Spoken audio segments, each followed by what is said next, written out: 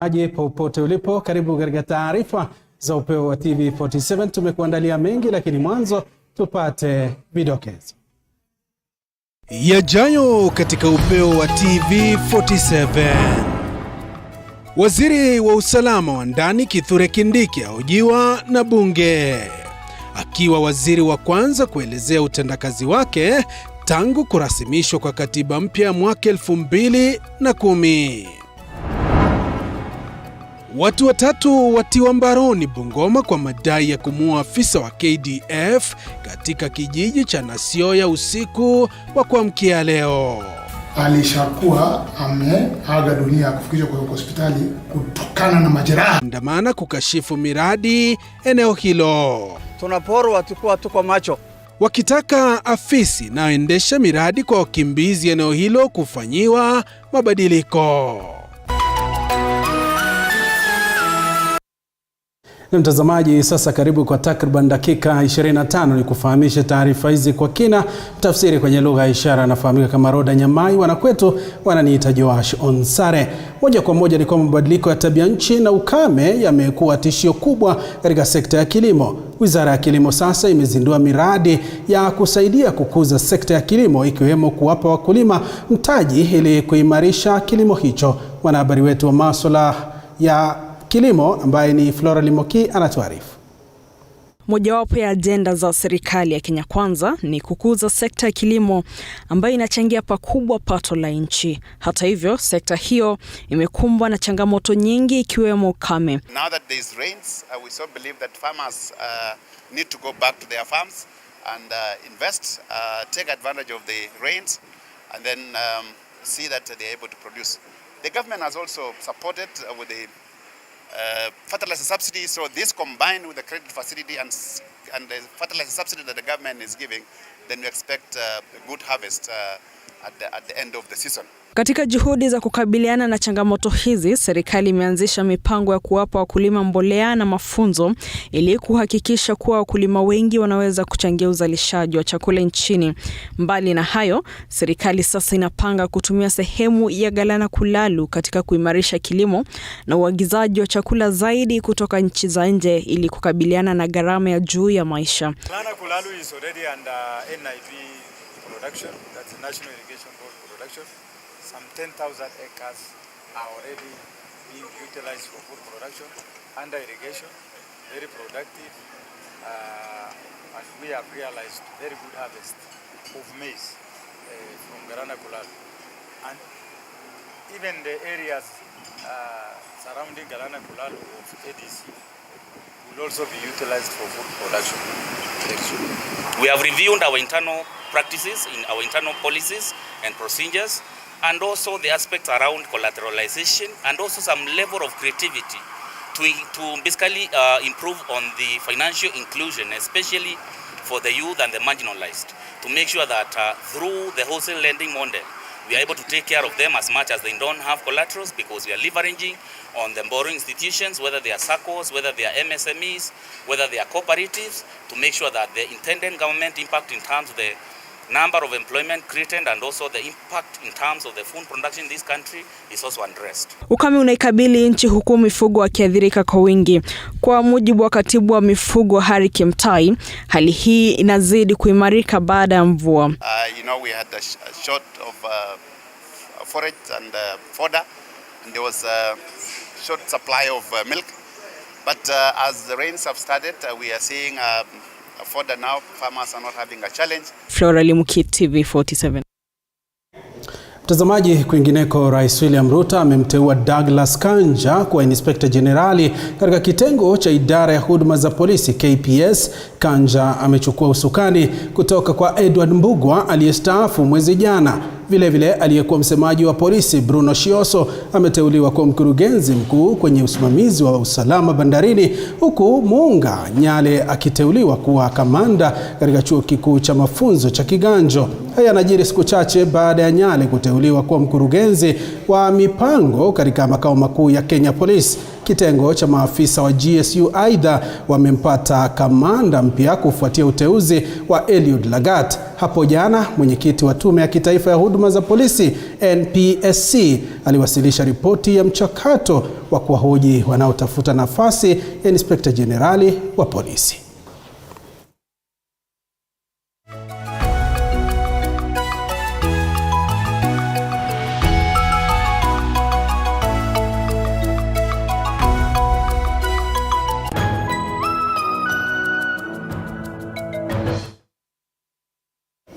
Mtazamaji, kwingineko, muungano wa Azimio hapo kesho utaanza rasmi mikutano yake ya hadhara katika kile upinzani unasema ni kuhamasisha wafuasi wake baada ya kusitisha maandamano na kukubali kufanya mazungumzo na Kenya Kwanza. Hatua hii imejiri huku wabunge wa chama cha Jubilee wakikemea hatua ya Kenya Kwanza kumchagua mbunge wa Eldas Aden Keynan kama mmoja wa wawakilishi wa Kenya Kwanza kwa mazungumzo hayo ya pamoja. Well, the agenda is with our principals, and I'm sure when we meet they will lay down the agenda. But those are the main agendas. We're only saying that we want to consult further with the people of Kenya, because Kenya Kwanza are insisting that the only agenda item is one. But we have several agendas which are affecting the Kenyans. And I think it is within their constitutional right as Azimio to come out and address these public barazas and try to explain to their people and to the supporters where they are, their aim and their vision about these bipartisan talks and the direction that they want these talks to take. It is only fair they come out and explain to them, because there has been a lot of uncertainty and people felt and people went further to say that the Azimio leadership has been coerced and has been bought by the government. So there is reason for them to come out strongly and explain to their people and our supporters that whatever they are doing is for the good of the people. They have not abandoned the vision of their people. So I think here we have a very serious challenge that has been put before us, but we're still hoping that the dialogue will continue. But unfortunately, for us members of the Jubilee Party, we must be real and practical, that we cannot be in Azimio and some in Kenya Kwanza. And if you've decided you want to join Kenya Kwanza, then do it. Don't drag all of us. Go yourself as an individual. Yeah. For me, I've been elected as a member of parliament here in Nairobi under Jubilee. The only way I can do this is I'd have to go back to the electorate. And I know exactly, they made that decision 8 months ago. Surely what has changed between then and now? And this is an initiation of rallies. They want to go back because they know the president is standing his ground. He doesn't want issues of discussing the issues. We want to discuss the issues of only the IEBC in the bipartisan way by these 7 aside committee members. So what we need is let's wait and see what the opposition are going to do, because I think they are trying to push the goalpost to another side. Mtazamaji, sasa tubadilishe dira, tuangazie masuala ya afya. Waziri wa Afya Susan Nakhumicha amesema kuwa hazina ya bima ya kitaifa NHIF itatengewa kitita cha shilingi bilioni 50 katika azma ya serikali ya kuboresha hazina hiyo.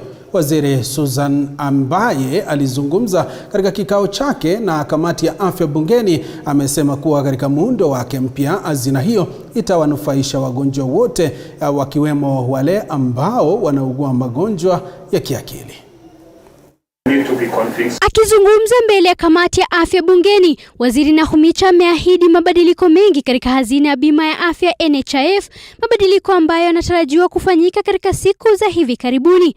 For Kenyans, when we unpack our UHC, we shall be unpacking a whole package. We shall be telling Kenyans what is this package going to take care of in terms of what is a Kenyan entitled to, what is the financing that has gone into it. We are also even looking at the issue of health workers, which we discussed extensively with the committee in our last sitting. We are also looking at health commodity security in terms of other items that are required. Kulingana na Nakhumicha, bima hiyo ya afya itatengewa kitita cha shilingi bilioni 50, huku wagonjwa wenye magonjwa ya kiakili wakiongezwa katika orodha ya magonjwa yatakayotolewa fidia na bima hiyo. We are also proposing to have a critical illness fund of close to 49 billion that is also publicly financed. And all this, we're saying that Kenyans should be able to access services without exclusions, without limits. That means that it should be able to take care of not just kidney transplants, but Honorable Suguli, any other transplants that may be required by Kenyans. Waziri huyo vilevile amesema kuwa jumla ya hospitali 10 zitakazoshughulikia magonjwa ya kiakili zitazinduliwa, huku wahudumu wa kijamii 90,000 wakiandikwa kazi na serikali katika azma ya kubadilisha mfumo wa matibabu nchini kutoka tiba hadi kinga. The focus is on preventive and promotive health. That this 90,000 community healthcare workers, we expect that one community healthcare worker would be able to take care of 100 households. And this community healthcare worker, once they go to list their members of the household, they list the characteristics of this household, that they get to know what are the issues, what are the challenges, what are the health issues within this household. Zainab Mohamed, TV47.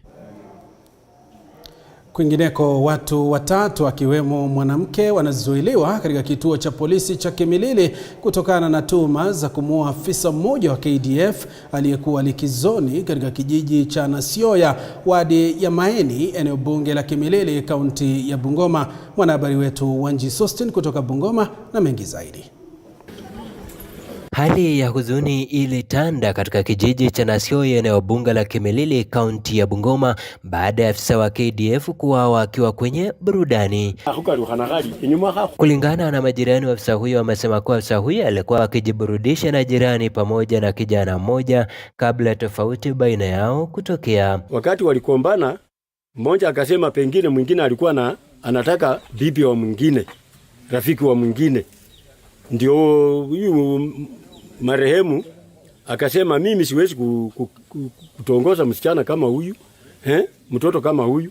Bila hao sasa walicomplain, akapika mmoja kofi. Na huyo naye akatoka akakimbia kuleta vifaa kutoka huko boma yao majirani tu. Wakazi hao aidha wamelalama kutokana na utovu wa usalama wa mara kwa mara katika maeneo hayo, huku wakitaka maafisa wa polisi kuhamishwa kwingine, wakiwashtumu kwa kuzembea kazini. Juzi hapa Nasioya Primary tumepoteza askari watchman wa shule. Amekufa, amekatakatwa, akakufa tukasika. Punde si punde mama jirani hapo wakakatakatwa tukasika. Wiki moja iliyopita mwenzetu anaitwa Gerald amekufa, tumesika juzi, hata wiki moja ijaisha. Haya sasa ona ndio huyu jirani pia Barasa ameuawa. Ni kama wanaua jeshi, mwanajeshi mzima wanamuua, na sisi tutafanya namna gani? Mimi nalaani hii kitendo sana. Kamanda wa polisi kaunti ndogo ya Kimilili, Mwita Maroa, akithibitisha kisa hicho, amesema kuwa afisa huyo alifariki punde alipofikishwa katika hospitali ya Kimilili usiku wa kuamkia leo. Ilikuja kugundulika kwamba marehemu alikuwa afisa wa jeshi akihudumu katika Moi Forces Memorial Hospital. Ni mwenye cheo cha warrant officer. Kwingineko, kijana mwenye umri wa miaka 16 alipigwa hadi kifo na umati wenye ghadhabu baada ya kupatikana akitekeleza wizi kwenye duka moja kijiji cha Lubuha, Kamkuyu, eneo bunge la Kimilili. Sio mara ya kwanza kwa huyu kijana kusumbua. Kijana amesumbua mara kwa mara. Juzi wakashikwa na wenzao, wakapelekwa ndani, na baada ya kupelekwa ndani muda mfupi tena. Haya yanajiri siku chache tu baada ya mchungaji kutoka Kaptama, eneo bunge la Mlima Elgon, kuuawa na genge la majambazi. Wanji Sostin, TV47, Bungoma. Na mtazamaji, hivi sasa taarifa hiyo ndo ambayo inatupeleka kwenye mapumziko mafupi. Nitakuwa narejea na taarifa zaidi muhimu, endelea kuganda nasi.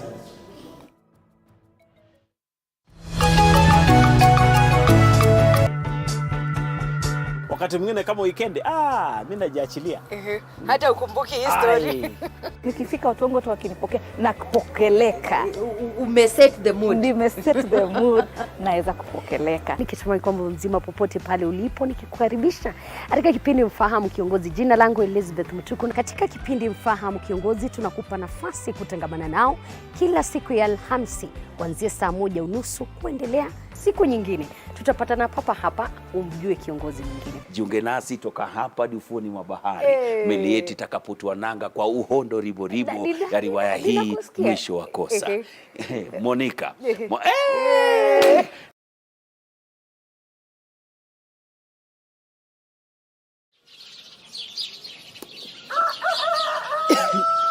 It's early morning in Maralal. Start your morning informed, educated, entertained, and above all, know your country. From the beautiful plains of Samburu County to the skyscrapers of Nairobi, Morning Cafe certainly got you covered. Indeed, a beautiful place to watch and certainly a moment of understanding and knowing your country. Indeed, to the remotest parts of every county. Join me, Linda Alela, every weekday from 6 a.m. to 9:30 a.m.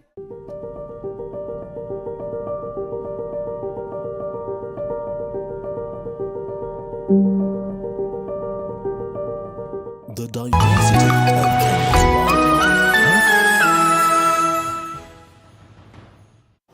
Na mtazamaji, karibu tena, tuzidi kukufahamisha taarifa hizi za upeo wa TV47.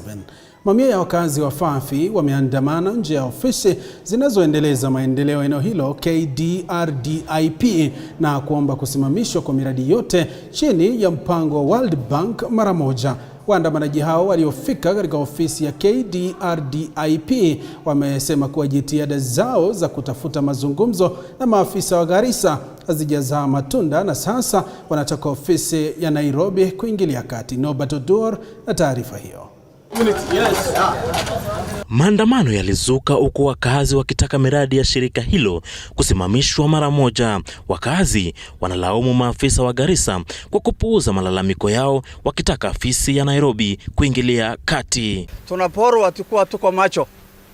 Tuko macho, lakini tunaporwa kwa watu wamejiandika kwa hiyo ofisi. We are demanding somebody from outside our county to come and lead that particular project in Fafi. Huku mvutano ukiendelea, wafanyikazi hao walijifungia ofisini huku polisi wakifika kutoa wito wa utulivu. Waandamanaji hao walitoa orodha ya madai yao, ikiwa ni pamoja na kuwataka maafisa wote wa ofisi ya Garissa wanaowakilisha jamii na kuwezesha huduma kuondolewa, kwani wanadai wanashirikiana na maafisa wa Garissa kuwadanganya jamii. This office is actually run by the impunity cartels who have actually embezzled the public fund, and there is misappropriation of public fund by the way.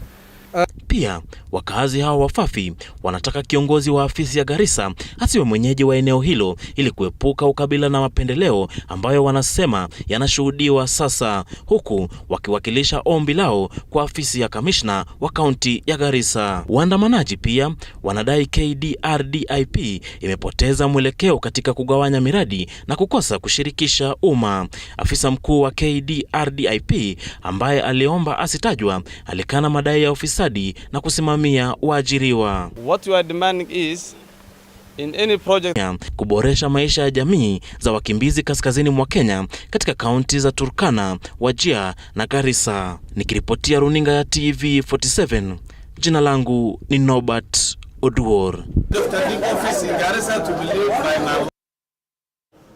Mtazamaji, kwingineko, familia ya watoto 7 katika kijiji cha Kwahaji katika kaunti ndogo ya Subukia iliugua baada ya kudaiwa kula uyoga, mlo uliogeuka kuwa sumu kwao. Frederick Kamau, baba ya watoto hao, aliona maisha ya watoto hao yakididimia machoni pake baada ya kuugua kwa wakati mmoja kutokana na ulaji wa uyoga huyo. Mwanahabari wetu Chichi Josephine na taarifa hiyo. Inasemekana kuwa familia hiyo inayoishi katika kijiji cha Kwahaje, kaunti ndogo ya Subukia, kaunti ya Nakuru, haikuwa na chakula cha kupika usiku wa kuamkia leo kutokana na baa la njaa lililosababishwa na ukame ulioshamiri katika miezi kadhaa iliyopita. Hicho kijiji kina njaa kwa sababu kwa mwaka uliopita hatu kupata mavuno vizuri kama vyenye nchi imekaa. Mnasikia kuna upungufu wa mvua, kwa hivyo hatu kupata chakula vizuri. Kwa hivyo kufikia wakati huu tuseme kuna upungufu wa chakula. Watoto hao 5 wa kike na 2 wa kiume wenye umri wa kati ya mwaka 1.5 na 18 walichuma uyoga ndani ya boma lao na kuandaa mlo na baadaye kupata matatizo ya tumbo. Jana tulikula makuno, tulipata imepikwa mushroom, tukakula sisi tukiwa 7 hivyo. Baadaye after kukula kukaa dakika kidogo katuharibikia, tukaanza kutabika. Wazazi wao waliomba usaidizi kutoka kwa Margaret Wanjiru, msaidizi wa afya ya jamii, ambaye aliwasaidia kwa kuwapeleka watoto hao katika zahanati iliyo karibu kwa ajili ya huduma ya kwanza na baadaye katika hospitali ndogo ya Bahati. Nilijaribu kutafuta usaidizi, wakapelekwa Maseno dispensary, kutoka Maseno dispensary wakatumwa hapa Bahati. Sasa kutoka jana wako hapa. Lucy Kinanu, afisa muuguzi mfawidhi wa kituo hicho, alisema kuwa hatua za haraka za familia na hatua za madaktari ziliokuwa maisha ya watoto hao 7 walioathirika na sumu kali, huku wakifichua kuwa watoto hao hawako hatarini tena na bado wako hospitalini kwa uchunguzi zaidi. And by the time they were arriving here